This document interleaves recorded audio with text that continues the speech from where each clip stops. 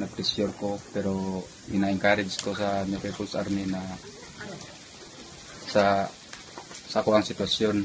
Tapos ina-provide po nila ang akong gusto na pagkaunong ko nila maayo. Tapos sa ginasunod po nila nagkasunod po sila sa protocol o sa Geneva Convention nga ilahang sunod sa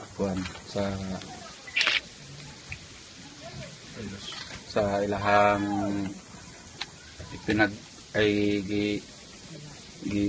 balaod sa gubat na kuan. Tapos ang maistorya po nako sa matag adlaw na gina-check up ko nila sa medical, sa vitamins, salamatan ako o sa safety nga gi-release ko nila o sa mga maayong paghatag o nga nakatunan po na ako nga disiplina sa ilaha. Tapos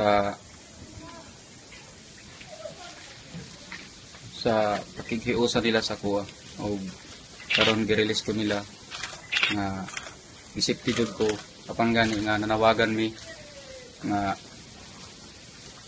i-stop ang operasyon sa Philippine Army, pero wala mi nila gitagaan o bigayon nga para ma-release ko sayo.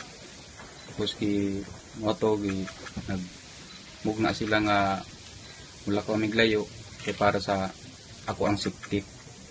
Karon pasalamatan po nako sila nga maayo ilang pagdala sa kuha. Wala to mga istorya.